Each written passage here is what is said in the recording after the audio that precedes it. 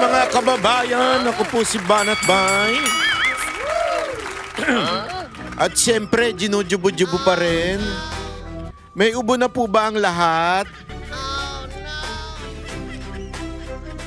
Kasi ang balita ko talagang matindi ang ubo-ubo ngayong panahon na ito kasi ang Banateros po mismo ay lahat po kami inuubo. Nahawa po kami kay St. Jack. Lakat kami ngayon ngongo na. Sama na ugali mo. Hindi, totoo naman talaga kasi dati siya lang ang ngongo. Ngayon, dahil may sipon na kami lahat, ngongo na kami. Wala namang masama doon. Pero sana mas naiintindihan niyo ang aking pananalita dahil malinaw naman ang ating mikropono.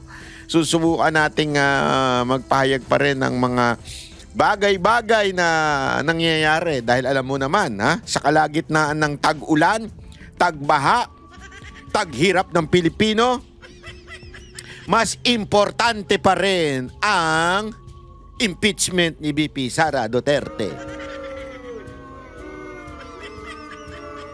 Hayop talaga, no? Ang lupit talaga ng pamahalaan natin. Busy sa impeachment ni VP Sara Duterte habang ang mga Pilipino ay nilulubog ng baha. That's how stupid our government is. Ay nako, grabe. Kayong mga nanonood dyan, kayo po ba ay happy? Happy po ba kayo? Happy po ba kayo at ganito ang ating gobyerno? Ang gobyerno ng walang ginawa ko hindi impa-impeach at ipa-disqualify si VP Sara Duterte sa 2028. Alam mo, kung iisipin mo talaga ng todo-todo, no? Ano kaya ang dahilan nila kung bakit masyado silang obsessed? Sabi nga iba yung mahal mo, iba yung obsessed ka. Magkaiba yun. Oh, yung obsession kasi, gagawin mo ang lahat kahit patayin siya para lang mapasayo yung tao na yun. Obsession yun. Ibig sabihin, you would do even bad things just for you to possess that person. Obsession yun. Ibig sabihin, kung ang isang bagay ay obsession mo, you would consider doing bad things. Basta makuha mo yung obsession mo. Yun ang pinagkaiba ng obsession sa pagmamahal. Dr. Loach.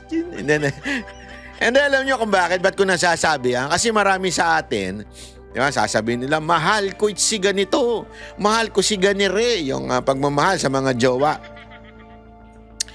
Pero in reality, hindi naman nila talaga mahal. Bakit? Kasi ayaw nilang bigyan ng free will, ayaw nilang sumaya, gusto mo ikaw lang lagi ang sumasaya. Gusto mo yung kabutihan mo lang, ayaw mo yung kabutihan nung tao na yun. Oh, maraming ganyan maraming ganyan mga tao na masasabi natin, sinasabi nilang mahal pero obsession. Kaya nga dinidefine ko sa inyo mga kababayan, anong pinagkaiba ng love at obsession? Halimbawa, sa mag-asawa, mahal mo yung iyong asawa, bibigyan mo siya ng kalayaan na gawin ang kanyang mga hilig sa buhay, except yung mga babae halimbawa, hiling niyang mag-golf kasama ang kanyang mga friends. Bibigyan mo yun ng kalayaan. Kasi siya yun Hindi mo pipigilan. Hindi, dito ka lang sa bahay. Tayong dalawa lang. Maburo tayong dalawa dito sa bahay. Hindi ganon. O di kaya naman sa kabilang parte, yung lalaki, doon sa babae, ang gagawin mo, gusto mo, lahat mundong-mundo niya, imundo mo lang. Ayaw mo na siya makipag-usap sa ibang mga friends niyang mga babae. O di kaya naman ayaw mo na siyang pagtrabahuhin dahil gusto mo, ikaw lang ang pwedeng makakita sa kanya. Ang problema, wala na nga kayong pera. Kailangan niya magtrabaho pero dahil ikaw ay obsessed na obsessed at ayaw mong masilip ng ibang kalalakihan, ayun, nasa bahay mo lang, kinukulong mo na lang. Yun ang tawag doon, obsession, hindi pagmamahal. You are hindering the growth of your partner. Ika nga. Ibig sabihin, your love is not really for her but for yourself. Tama ba, Dr. Love? O bakit ko sinasabi yan? Kasi ganun din po yung nangyayari ngayon kay VP Sara Duterte. Although they do not love VP Sara Duterte, they hate VP Sara Duterte. But more than the hate, they are obsessed in bringing down VP Sara Duterte. Without any reason at all.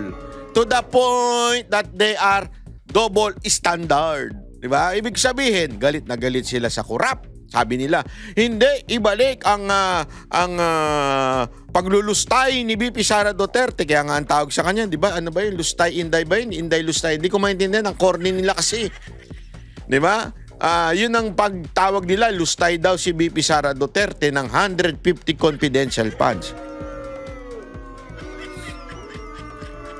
Pero yung MOOE ng mga congressman ay higit pa doon sa 150 million na yun.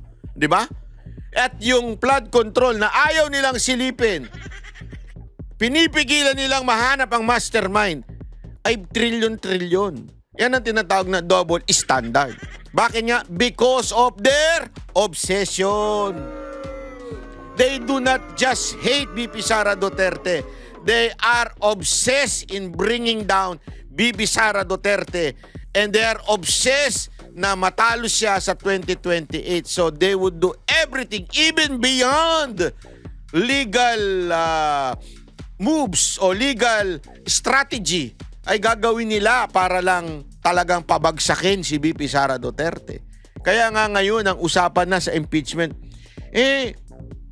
kasi sinasabi ng iba, bakit ba masyadong legalistic itong si Pia Cayetano, si Alan Cayetano, si Robin Padilla, si Amy Marcos? Sinasabi nila, napaka-legalistic naman masyado niyan. This is not a court. This is an impeachment court. Therefore, this is not a legal matter, but this is political.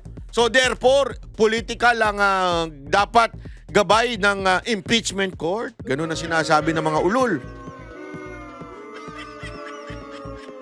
Para bagang isantabi natin ang legal process. Dahil this is a political process. Abay, gago pala kayo. Mamaya, yan yung hirit nung may tartar, yung bungi. Na pretending to be political analyst, but the reality is left propagandist. Yun ang totoo. Left talaga yan eh. Makakaliwa yan dati pa eh. Left propagandista yan. Kaya yung galawan niya, propagandista na mga makakaliwa. Dito mo mapapatunayan. Mamaya sasabihin ko sa inyo, ikikwento ko sa inyo. Dito mo mapapatunayan, ladies and gentlemen, that the media right now, the page 3 media, hoy, hello, how are you? Fine, thank you. The page 3 media, yung mga bayarang pokpok na media, literal and figurative. Or figurative. Sorry, not and. Or. Pokpok media. Yung mga pokpok nating mga media na kailangan bayaran para dumaldal, kailangan bayaran para salsalin ang mga balita. Alam mo, hindi lamang po sila bayaran. Sila po ay sa totoo lang napasok na ng mga teroristang NPA. Nakapaglagay na sila ng mga tao sa loob. To the point, ang kanilang sinusundang ideolohiya o sinusundang mga patterns pagdating sa pag-i-interview ay kukunin nila yung mga makakaliwang propagandista. They're pretending not to be left, but they are really left. And they know that.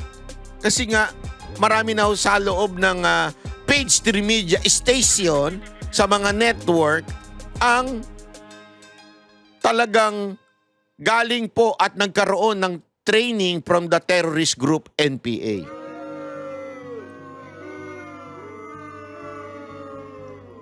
Kung maaalala ninyo, pauulit-ulit ko nung kinikwento ito, na-interview natin mismo yung dating NPA na nagbalik loob na sa gobyerno at iyan ang isa sa mga training nila. to be part of the radio, local television, and now I think they're successful in doon sa local TV o local radio. Kaya now they are in the national TV or the national radio. Ang masama pa nga po nito, mga kababayan, ay meron ng online, social media, easy access. Kaya sila nakakapagpakalat ng kanilang kasinungalingan at propaganda. Pero bago po natin pag-usapan yung mga hindot na mga animal na yan, abay pag-usapan muna natin yung mga ginagawang issue. Halimbawa na lamang po, bakit daw pumunta si VP Sara sa Senado? Anong dahilan kung bakit sumugod si VP Sara Duterte sa Senado?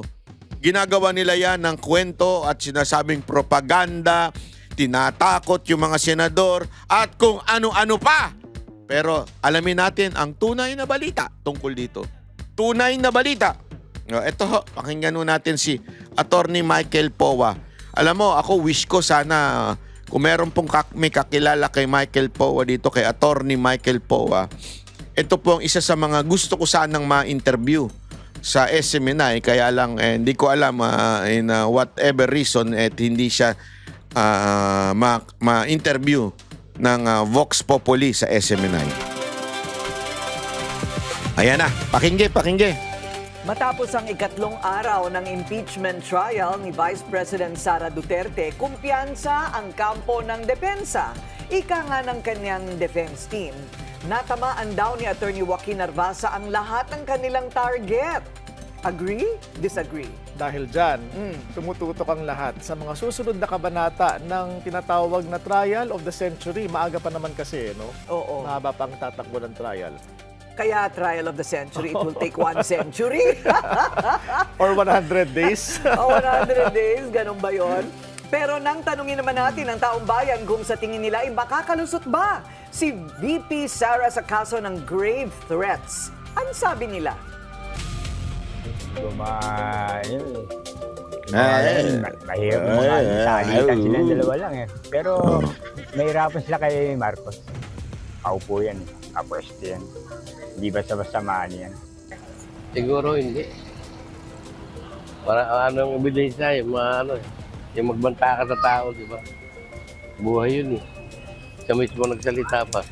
So I feel like once it is aired out in like on national TV, I feel like that's one thing that's really like a good advantage para ma-impeach si VP Sara kasi that's one thing. Yun yung pinapapasa nga yung Article 4 as what you've said.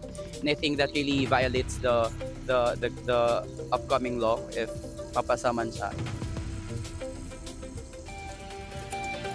Alamin po natin kung bakit nila nasabing naging matagumpay ang Day 3 para sa depensa. Makakasama po natin ang tagapagsalita ng depensa, Attorney Michael Powa. Magandang araw po sa inyo, Attorney Powa. Welcome back to Memo. Magandang araw din po sa inyo, Ms. Corina, Sir Willard, and thank you for having me back here. Morning. Ang mga defense lawyers po ba meron pang panahong magpahinga at matulog ng mahimbing? Sa totoo lang po, medyo kulang na po talaga tayo doon, no? Because Sa tulog. syempre po, no, kahit na 3 days lang yung trial day, or trial dates natin, obviously the other days are spent preparing naman for the next week, no? Although it's good that we all started early, so matagal na naming inaabangan kasi itong trial na to. So we have basically everything in place, but syempre may fine-tuning here and there as we go along. So hindi pa rin talaga tayo tumitigil sa preparations for the following week, no, ng trial. Parang tama po ba na it is expected that for the first 3 days, because yung unang araw parang presentasyon pa lang ng mga rules, ang mga kung ano, ebidensya, etc. And then second day was yung testigo po ng prosekusyon. And then kayo po naman ang magko-cross-examine kahapon. Opo. So parang inaasahan na itong linggong ito, the ball will be in the court of the prosecution. And thereby, sila rin talaga ang magmumukhang ungos kasi hindi pa naman kayo nagpepresenta ng sarili ninyong ebidensya. Tama po, Ms. Corina. And actually, it's not just this week, no? It will be the following weeks. Kasi ang mangyayari talaga, and magandang nabanggit niyo po para maintindihan ng ating mga kababayan, that really the prosecution will have to present its evidence first, no? And then afterwards, we'll decide if the defense will still present our evidence if need be. If not, we might even file a demurrer. Yung demurrer, technical yan, no? Sinasabi natin, hindi naman napatunayan ng prosecution yung mga aligasyon nila, so hindi na kami magpresent ng ebidensya. Hindi natin sinasabi na gagawin natin yan, hindi rin natin sinasabi na hindi natin gagawin yan, masyado pa namang maaga. But maganda pong maintindihan yun, no? Na right now, ang trabaho lang talaga ng defense is to cross-examine, no? Yung mga witnesses na pinipresenta ng prosecution. And mahalaga ba, gaano kahalaga, attorney, na tibagin yung mga testigo? Halimbawa, yung si NBI senior agent, bakit po siya kailangan kumbaga matibag yung credibility niya? Mahalaga po talaga bawat witness, no? Kasi nga sa ngayon, we will win this phase of the trial by cross-examination pa lang kasi hindi pa kami naglalabas ng mga ebidensya namin. So mahalaga rin yun, kailangan natin tingnan yung mga kredibilidad ng mga taong inihaharap as testigo, no, bilang mga witnesses, para nang sa ganun, malaman natin kung may katotohanan din ba yung mga sinasabi nila. So that's why nakita nyo kahapon, no, there were questions on yung qualification ng witness. As una kasi akala namin expert witness, but the witness himself said, no, that he wasn't an expert but a competent witness daw. Yun. Nonetheless, kailangan natin tingnan yung kwalifikasyon niya dahil sinasabi niya siya yung nag-extract ng video, siya yung nag-save ng video sa USB. So, kailangan nating tingnan, no, para sa authentication stage ng ebidensya nila. At normal din ba na maraming objection talaga ang depensa? Oo, actually, hindi lang depensa. In fact, noong una kasing araw, I'll be very candid, nakita ko naman yung mga kumakalat sa SOCMED, di ba, na Mr. Objection daw ang defense. But as you've all seen yesterday, nung kami naman na nagko-cross-examine, marami ring objections ang prosecution, and that's normal, no? Kasi nga po, mga kababayan, yung unang araw na nagkaroon ng, siyempre una ipe-present ng prosecution yung kanilang witness. Nag-o-object yung defense. Okay? Pero take note, yung pag-o-object ng defense after questioning. Kasi yung pag-o-object ng prosecution ay wala pang question, nag-o-object na. Di ba? Ang laki ng pinagkaiba. So, alin ang naiba? Malaki ang pinagkaiba. Okay? Malaki po ang pinagkaiba. Ngayon, the question is, mali po ba ang mag-object? Tama po ang mag-object kung ito'y may question na. Ang mag-object ng wala pang question ay hindi yun objection. Ayun ay manifestation which is not supposed to be allowed in court. Kasi hindi ka naman dapat nagte-testify bilang abogado. Para kung nagte-testify, ano ka? Ikaw ba ang ano? Hindi. You are presenting the witness, questionin mo, o ipipresenta mo kung ano sinabi ng witness. Yun dapat. Tapos, pagka medyo mali sa tingin ng kabilang panig, mag-o-object yung kabilang panig. Di ba? And that is normal in a court.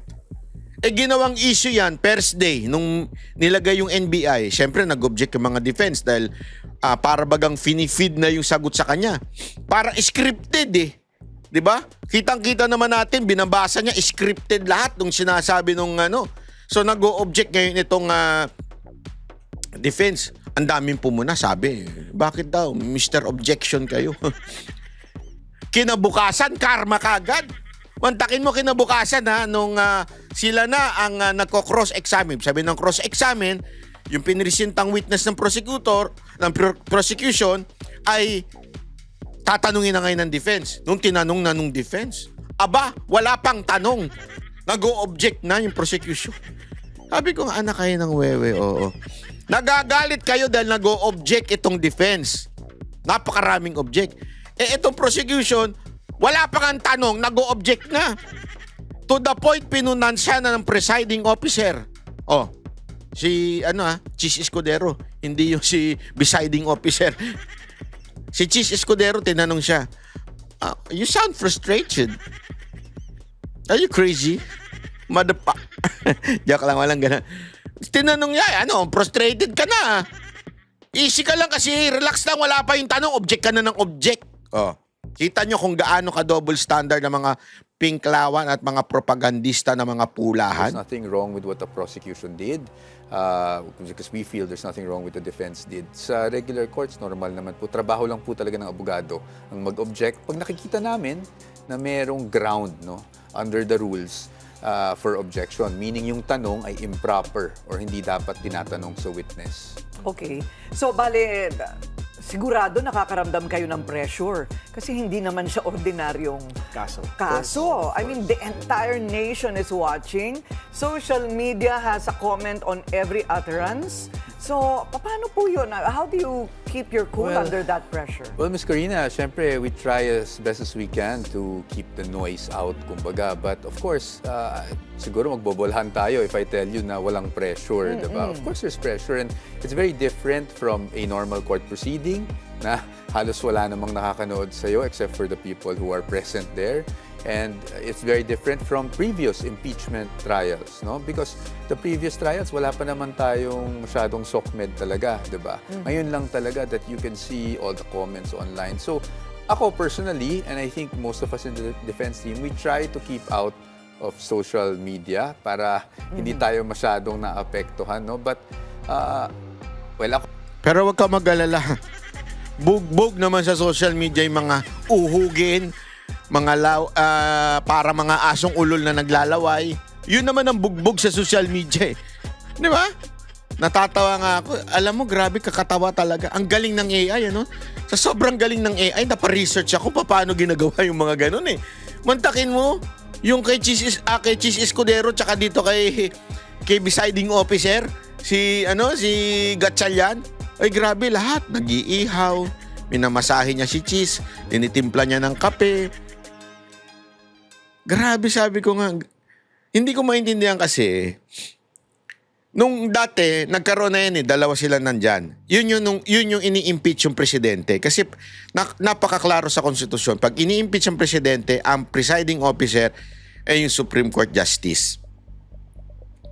Kaya nga, nung karoon ng debate si Davide at saka yung isa pa, si Munsud, sinabi doon, napakalinaw doon sa debate, matik na yan, na ang presiding officer, pagdating sa impeachment, ay walang iba kundi yung Senate President. Nangyayari lang na pwede ka mag-assign ng presiding officer pagka yung presidente na supposedly, naiiba na yung presiding officer.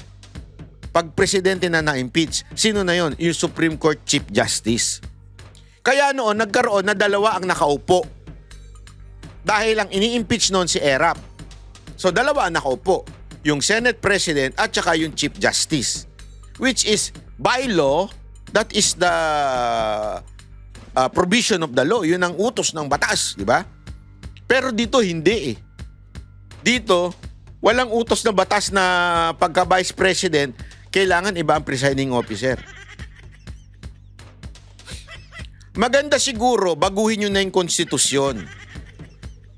Sabihin nyo dyan, pag incompetent o bobo yung Senate President, pwede siyang maghanap ng ibang presiding officer.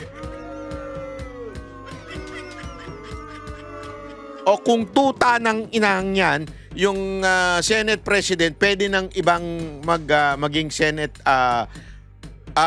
presiding officer. Pwedeng gano'n na.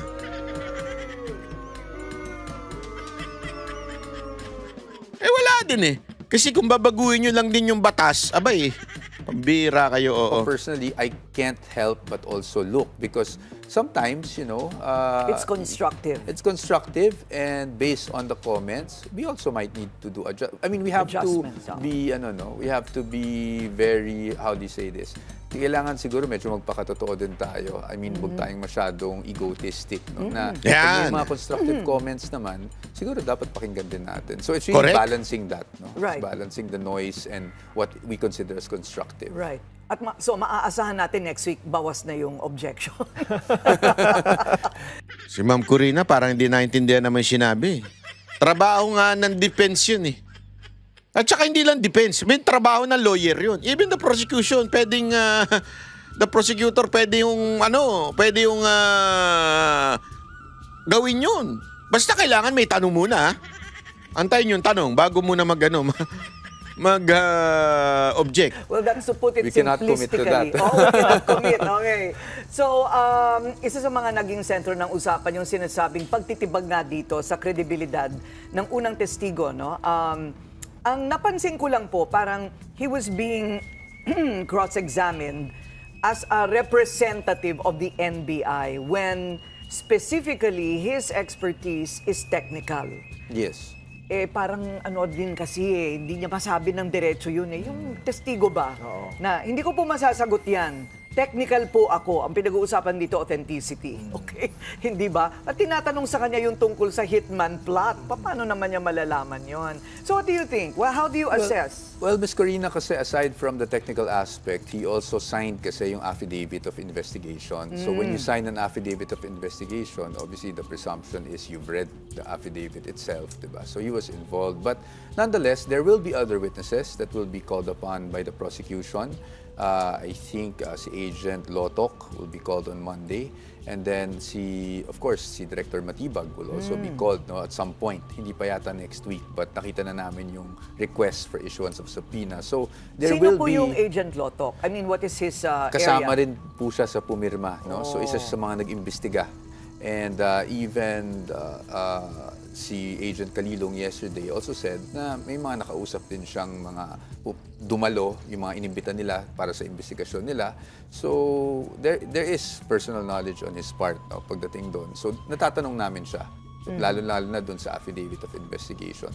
Of course, I cannot talk about the merits. No? That's why I'm just trying to be very factual para lang maintindihan ng tao kung ano yung nangyari kahapon. So if the purpose of putting this witness on the stand yesterday was to establish authenticity, was he able to establish authenticity of the video? Well, that's up to the impeachment court. No? That's up to the impeachment okay. court. Sa atin Oo. naman, parati kasi akong tinatanong, kahit kahapon, Ms. Corina, kung madagdag ko lang na, bakit? Dinideny niyo ba yung video, yung ganyan, di ba?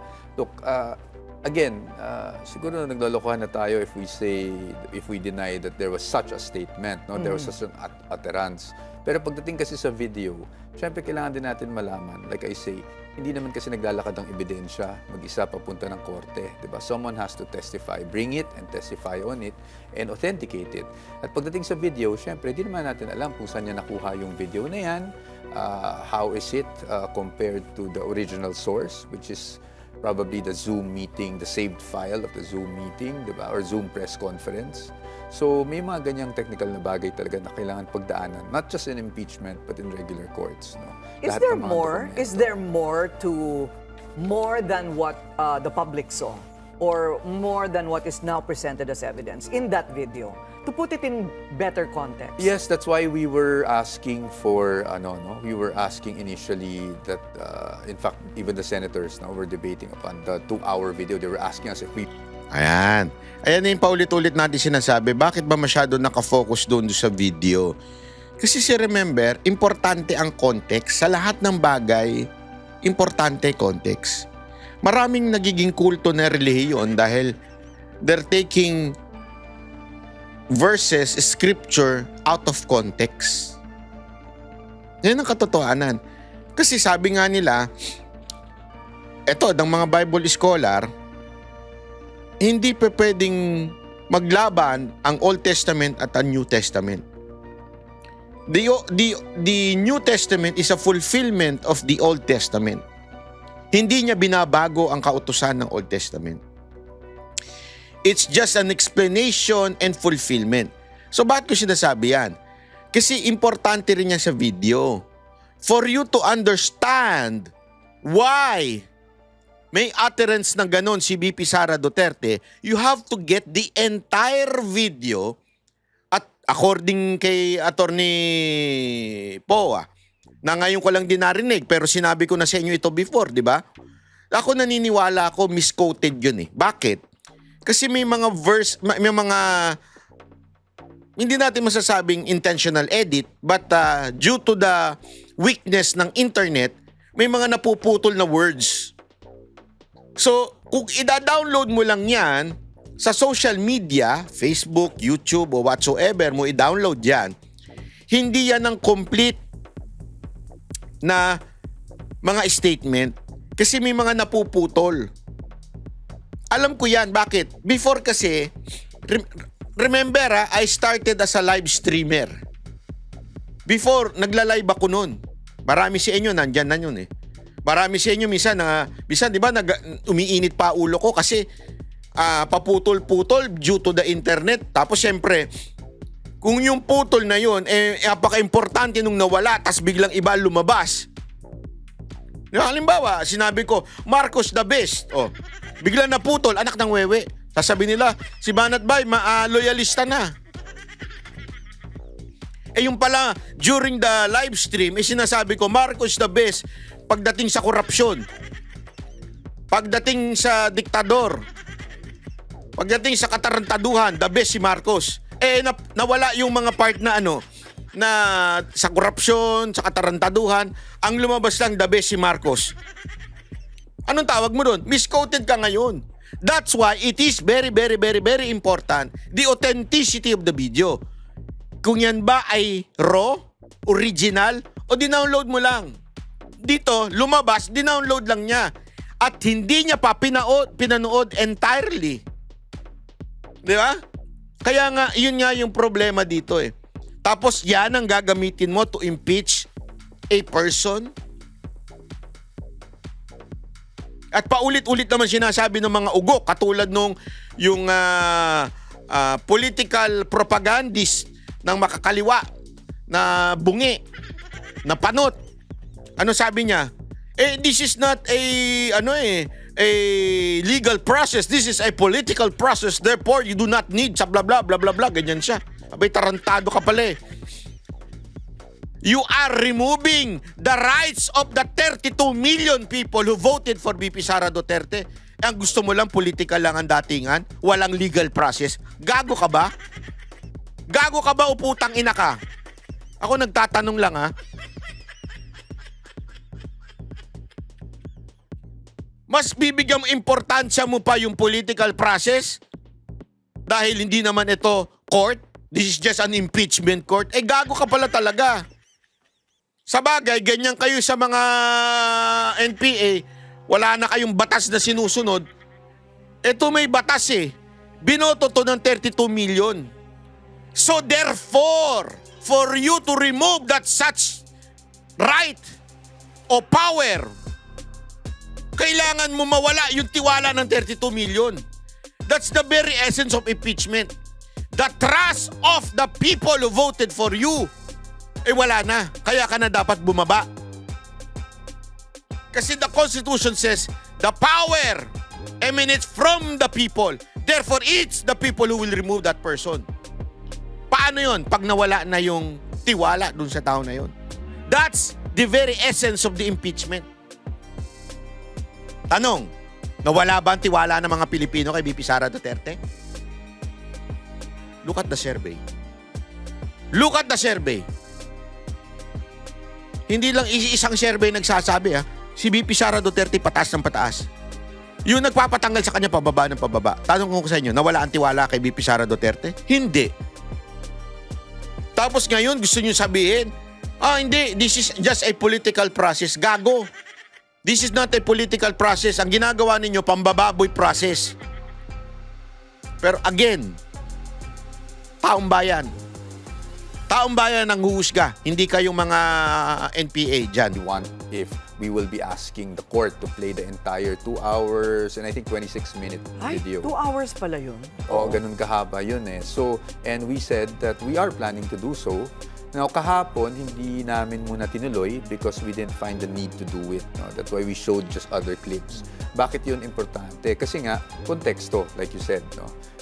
Pag nagsabi kasi tayo na meron na record na isang like a 2-minute clip based on the statement of the Vice President, hindi naman kasi, kumbaga, hindi natin napapakita yung buong konteksto kung paano ba umabot sa ganung statement. That's why we wanted to really show the entire 2-hour video. But I think the appropriate time will come. Now, I am not saying that we will or we won't siguro titingnan lang natin kung ano yung takbo because I know that 2 hours and 26 minutes is a long time, especially we don't want to waste judicial time, also the time of the senators no, and the viewers also. So kung kinakailangan, that option is still there. Pero importante yun, ano? Yung makita context, yung buo. Oo. Yes. So, ano naman yung lumabas po doon sa closing statement na Oplan Romanov? Well, basically, again, I don't want to get into the merits, so factual lang. That was one of the questions posed by, I think, either a media personality or a vlogger dun sa nangyaring press con na yon noong November 2024. At yung Project Romanov allegedly was a threat against the life of the Vice President as well as the lives of her family. So, dun yung pinanggalingan. But again, I'll stop there na lang siguro. That's why it's very important for us to have the proper context and to see the entire video para makita ng tao, ano ba tong Project Romanov? Saan ba, ano ba pinanggalingan nitong statement ng ating Vice Presidente? and What so was the on and so state of forth. mind also of the VP? What was the situation then, yes, that brought about that state of Kasi mind? merong mga nagsasabi, hindi siya, yung kanyang outburst o yung kanyang pagiging emosyonal sa video daw ay hindi nanggagaling sa puso ng Vice Presidente o sa utak ng Vice Presidente, kundi mula sa puso ng isang ina. Dahil Minsan may nga bugso doon rin sa ng- pagbabanta Oo, sa kanila. Or bugso rin ng damdamin, ano? Oo, syempre, kung mother hen ka, di ba? Or mother, ikaw yung lioness. Protector, oo. Yeah, you protect your brood. So, well, anyway, yun ang sinasabing tutumbukin. Oo. Oo. Attorney Mike, napag-uusapan niyo pa rin ba yung posibilidad na iharap na mismo si VP Sara in this article particularly para mapaliwanag niya kung ano ba talaga yung kanyang kumbaga intent or state of mind at that time? Willard, sa ngayon, hindi pa, sa totoo lang. No? Kasi hindi pa namin nakikita yung necessity na iharap mismo ang Vice Presidente dito. So, ang pratikong sinasabi kung kinakailangan at ang tanong sa akin, kailan ba kinakailangan? It will depend dun sa takbo talaga ng trial. No? At kung sa tingin namin, it will be advantageous, of course, to the defense na may harap siya, then we will do so. I mean, we will, of course, ask her and ultimately the decision will fall upon her if she wants to appear and testify. Pero sa ngayon, di pa namin nakikita na kinakailangan ay I think we will be able to prove our case without having to do that just yet.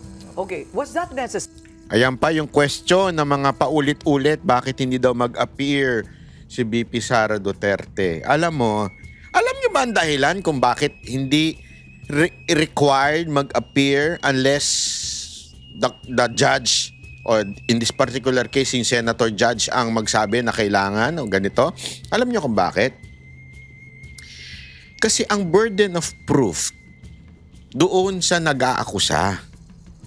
Hindi doon sa nagdidepensa. Sa madaling salita, parang ganito yan eh.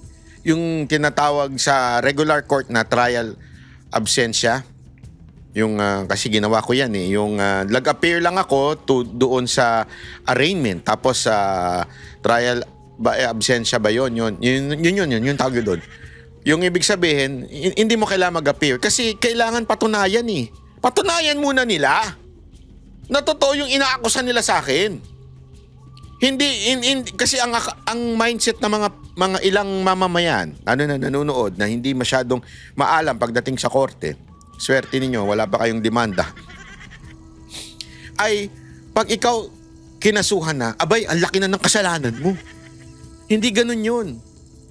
Kasi yung kaso pwedeng magkaso kahit sino eh. Halimbawa lang, trip ko, may artista akong trip.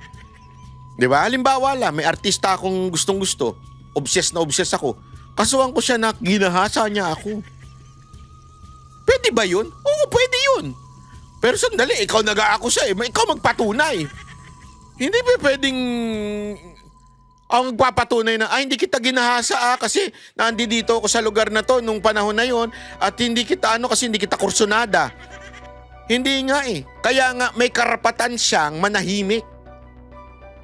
Alam niyo ba yon? Pag inaakusa ka, may karapatan ka manahimik kasi anything that you would say, pwedeng gamitin laban sa'yo. Sa mabuti pang manahimik ka, hayaan mo siya. O sige, inaakusan mo ako, patunayan mo isa-isa. Saan kita ginahasa? Sino kasama ko? Paano kita nagahasa? Anong ginamit ko sa sakyan? Anong ginamit kong bahay? Kailangan mong patunayan lahat yan.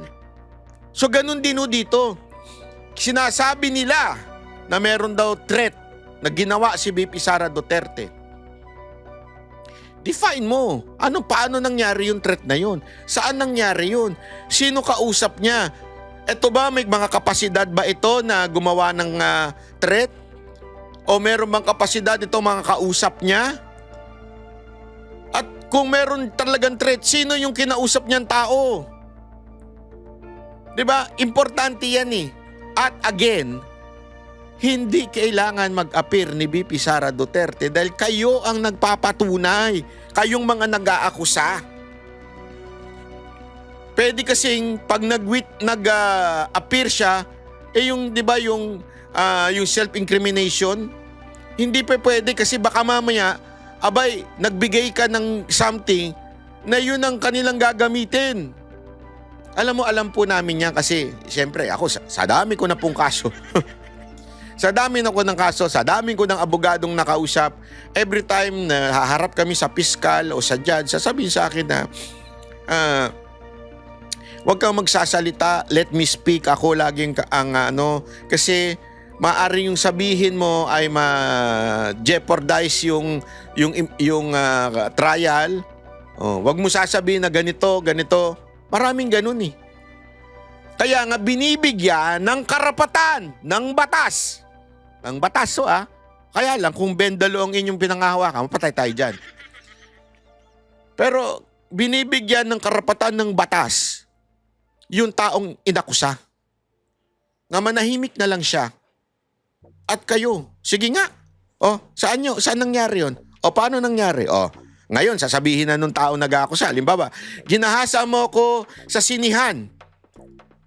Sa sinihan na ganito. Tahimik ka lang. Sarado na yung sinihan na yun eh. Wala na yung sinihan na yun, sarado na. Hindi na siya sinihan ngayon, bar na. Anong oras ginahasa kita ng alas 8 ng umaga? Sarado pa yung bar na yun ng alas 8 ng umaga. Paano kita ginahasa doon? You understand what I mean? Kaya dapat tahimik ka. Hindi ka dapat magsalita. Hindi ka dapat mag-appear. Kung papayagan ka ng korte, in this particular case, yun ang nakalagay sa batas. Pero again, if we bend the law, wala talaga mangyari sa buhay natin. Terry, yung kanyang pagpunta po doon, I mean, at this point, I guess lahat ng mga desisyon o aksyon has a purpose, no? You have to be purposeful dahil everybody is watching. So, do you think that was necessary that people saw that she was there in the building? Again, I'll be very candid, Miss Corina. The real purpose for that was I was talking to her and she said, that perhaps we could have a meeting. And so I said, okay. And she was only available because she came from Davao and she flew in that day for several engagements and she was available at a certain time, mga around 12 o'clock to 1 o'clock. And so I said, okay. And then she said, where would you be? And I said, well, usually the defense team is already in the holding room, sa Senate. Kasi 2 p.m. yung trial eh. And nag-meeting pa rin kami doon for whatever will happen that day. So sabi niya, sige, puntahan ko na lang kayo. And a lot of people put a lot of things into that, no? They made a lot of things into that. But the truth is... Eto, pakinggan ninyo to ha. Kasi ginagawa nilang issue yung pagpunta ni VP Sara Duterte doon sa Senado. Eto, pakinggan ninyo. Even during my time with her in DepEd, that's her character eh. She was always very considerate of my schedule or where I was at a certain time. And she always wanted where it was convenient for us. And the problem is, if we were to meet outside, baka magdahol kami sa oras, as with the traffic nowadays, baka malate kami dun sa 2 p.m. namin na trial. So, minarapat niya na puntahan na lang kami doon. Nagigets ninyo? Ito malinaw. Explain ko sa inyo kung bakit, ha? Explain ko lang sa inyo kung bakit po. Kasi remember, si VP Sara Duterte, napakaraming schedule niya. Hirap na hirap nga kami i-schedule yung kanyang supposedly talk show sa sa SMNI. Dahil sa dami niyang pinagbibigyan. At nung nag-uusap kami, nung nagla-lunch kami nung time na yun before kami mag-taping, sabi nga niya, gusto niya talagang gawin yung interview. Hindi naman interview, yung talk show na yun para mailabas niya yung kanyang mga plano sa loobin.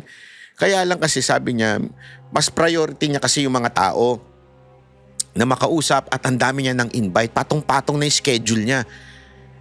Sa pagkakataon nito, meron lang siyang bakanting maliit na schedule. Ibig sabihin, maliit na butas para magkaroon ng meeting with her lawyers. Imagine ninyo, yung lahat ng lawyer na yon lalabas pa ng Senado at pupunta pa sa, halimbawa, sa Manila Hotel. Kasi yun ang pinakamalapit na hotel Manila Hotel nga ba? Wala na yung Sofitel Hindi pala. Halimbawa lang, mag-meet sila sa MOA para makalabas lahat ng lawyer at staff ng lawyer from the Senate. Napaka time consuming. Remember, hindi naman po yan nakahagad Yung mga police escort, wala naman po yan. Tapos, mabilis lang yung time na yon na vacant ni VP Sara Duterte at mabilis din yung time na magsisimula ng impeachment. Sino ang mas madaling pumunta? Yung mga lawyer kay VP Sara Duterte, lahat ng lawyers niya? O siya na meron naman siyang hagad dahil nasa ating batas na maaaring gumamit ng hagad ng VP? At siya na mas mabilis makakapasok doon. Bakit? May mga security siya.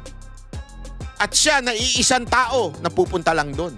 Nandun na lahat yun At pag na-late, mas madali mag-a-adjust yung schedule niya kaysa doon sa schedule ng impeachment. Baka sabihin pa nila, bakit late kayo? May trial So, yun ang dahilan kung bakit si VP Sara Duterte ang pumunta sa Senado. Hindi for any optics na tulad na ginagawang pagpapakulay ng mga propagandista na mga terorista. Hindi. Ang dahilan talaga, si VP Sara, sabi nga ni Atty. Poa, kahit pa nung DepEd Secretary, ang nag-a-adjust sa schedule namin ay siya. Hindi kasi sanay yung mga yan yung mga pa-VIP, hindi sanay na nag-a-adjust. Kailangan ikaw mag-adjust sa schedule nila. Si VP Sara Duterte, siya ang nag-a-adjust. Gusto nyo ng patunay? Gusto nyo ng patunay? Eto, lakas nga ng loob ko Huwag nyo sasabihin na kinuwento ko sa inyo to kasi insider to Meron kaming, di ba yung taping, yung last taping namin? Meron kasi akong alis, may biyahe ako nun. May biyahe ako nun time na yun. Halimbawa, yung biyahe ko Friday. Ang schedule bigla, kasi available si VP Sara Duterte Friday lang. Friday. Sinabi ko doon sa boss namin, yung boss ng stasyon namin, boss, pasensya na po, naka-schedule na po ako kasi hindi ko na mababawi. Sayang yung ticket ko. Lagi pa naman, alam mo naman ang ticket ko, si Banat Bay, maarte. Ayaw niya ng economy. So yung ticket ko medyo mahal-mahal, di ba? So sabi ko, pasensya na boss Kaya naman ni Boss Dada. Kayang-kaya ni Boss Dada yan. May tiwala ko dyan. Napakagaling yan! Siya na lang, doon sa second, interview The second. Sabi ko siya na lang po muna kay VP Sara Duterte. So, okay, sige.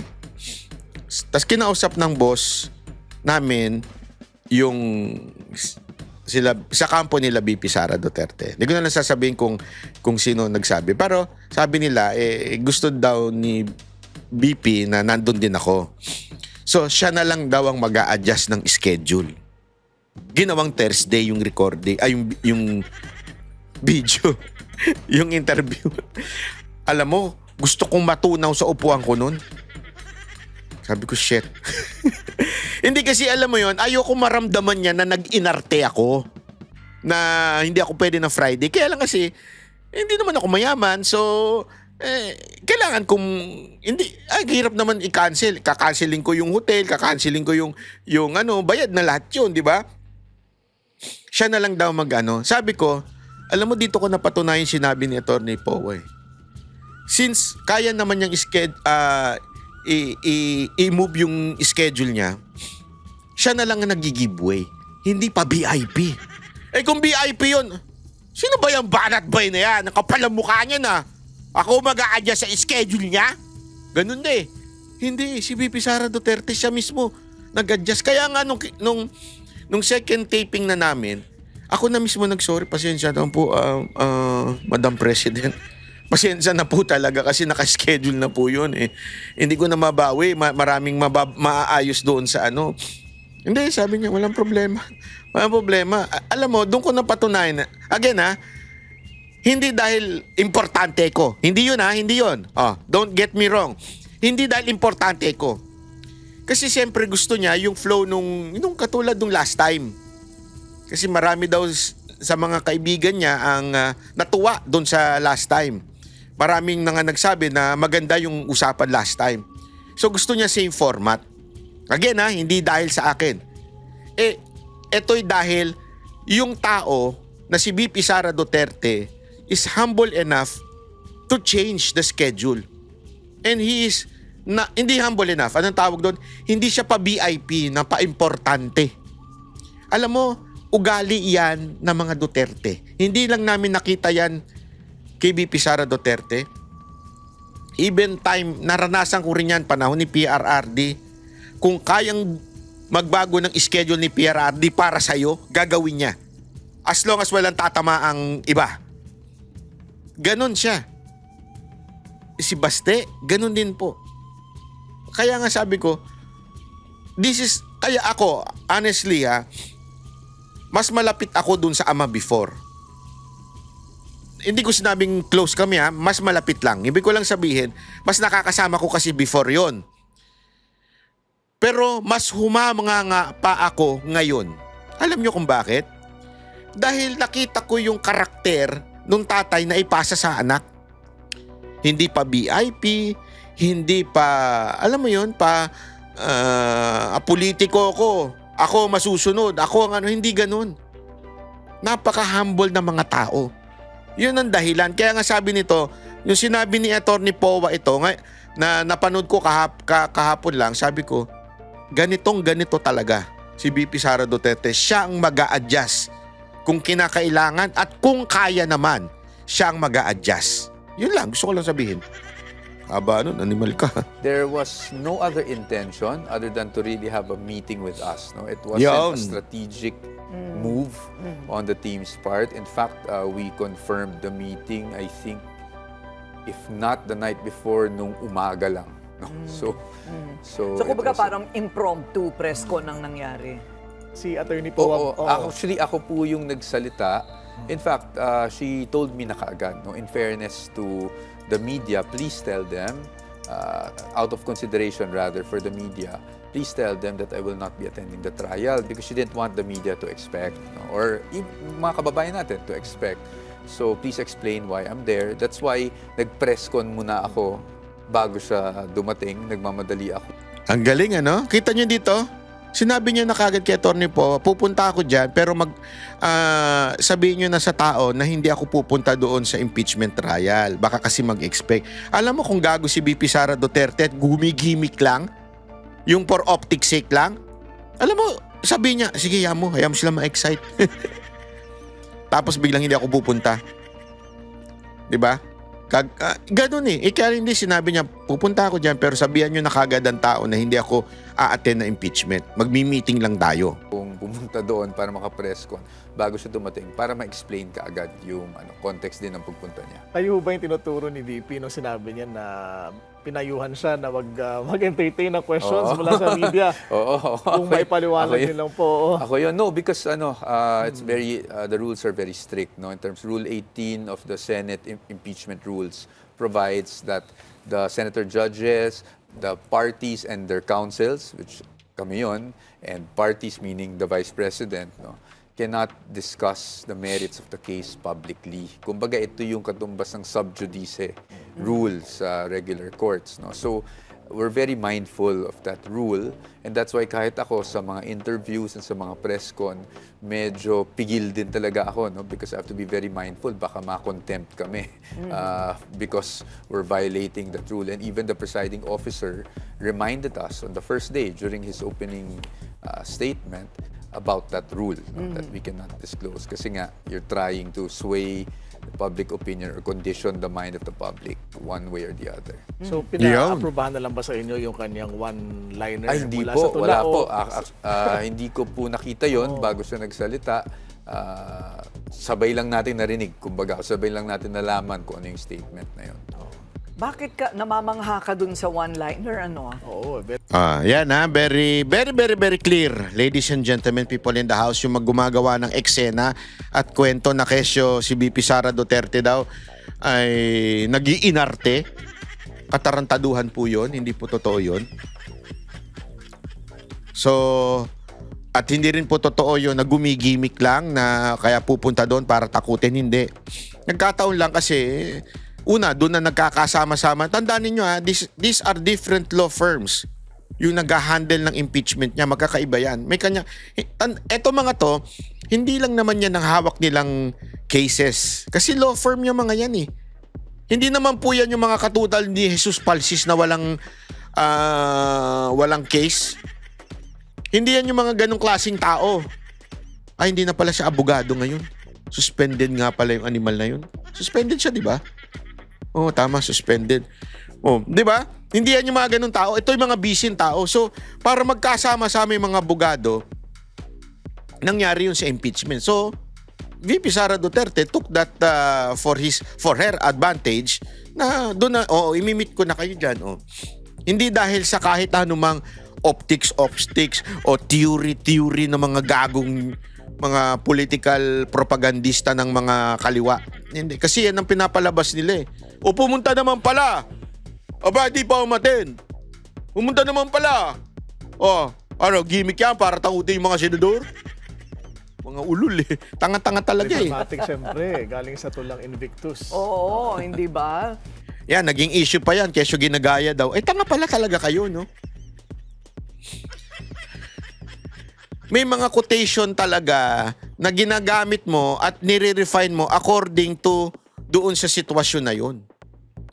Di ba? Kaya nga minsan nagko-quote ng scripture.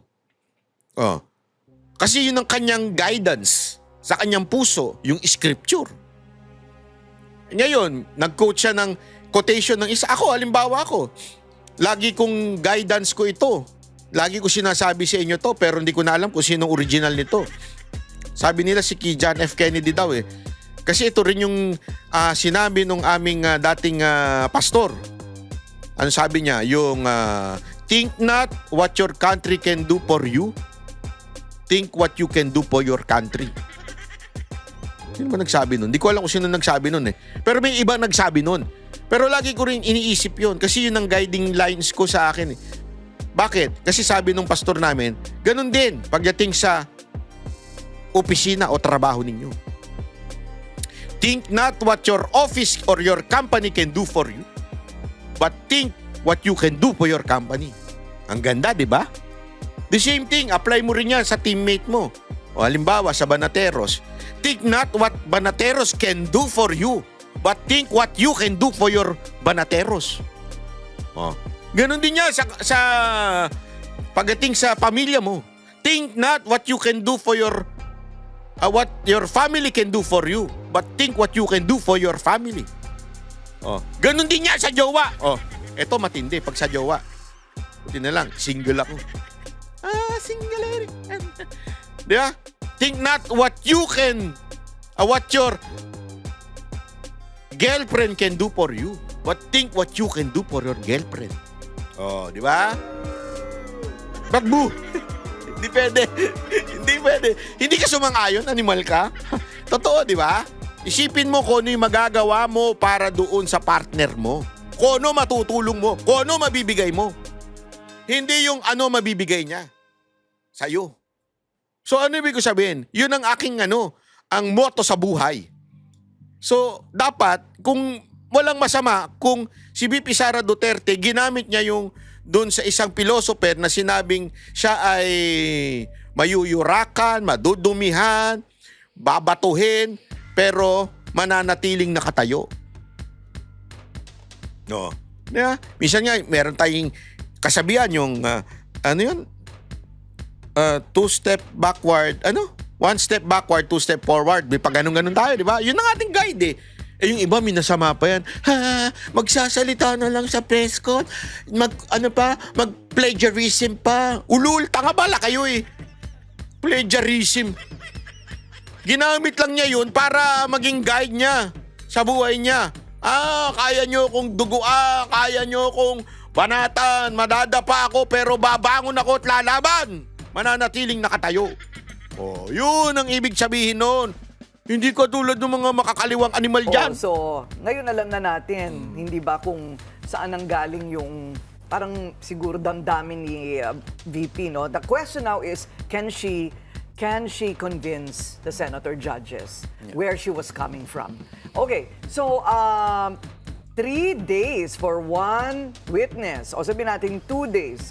Ang dami pang witness, sir. Aabot ba yung sinasabi yung numero ng, yung bilang po ng mga araw na Well, Ms. Corina, it's up to the prosecution, no? Kasi sila yung magrepresenta muna. Kami naman, nakadepende kami kung, depende sa naging presentasyon nila, kung ilang witness ang kakailangan namin to rebut, no? If there is even a need to rebut. But yung witness usually, isang araw lang per witness. Meaning dapat sa isang araw matapos ang direct examination and cross-examination. Ideally. But yung nangyari kasi nung Tuesday, medyo humaba, no? Because of the need to authenticate several documents. But again, let's be fair to the prosecution. That's normal. No? And even with the defense, darating din yung panahon na... So hanggang dyan po muna ang ating vlog video ngayon. Anyway, ladies and gentlemen, bantayan natin itong impeachment trial kasi napaka-importante nito, ladies and gentlemen. Dito tayo babubusog. Dito tayo kikita ng pera. Dito tayo may iaahon sa hirap. Dito mawawala ang flood control. Itong ikakaunlad ng bayan ng impeachment ni VP Sara Duterte. Kaya dito tayo mag-focus. Ha? Yan ang sinasabi ng putang inang gobyerno to. Focus tayo kay VP Sara, impeachment niya. Kesa solusyonan natin ang kahirapan, kesa solusyonan natin ang baha, kesa solusyonan natin ang problema ng criminality sa Pilipinas, dito tayo sa impeachment mag-concentrate. Okay? Maraming salamat po. Ako po si Banat Bay. Pasensya na po sa mga mura. I'm trying my best, but my best is not good enough. I'm sorry. Thank you very much po. God bless everyone. Magkita-kita po ulit tayo.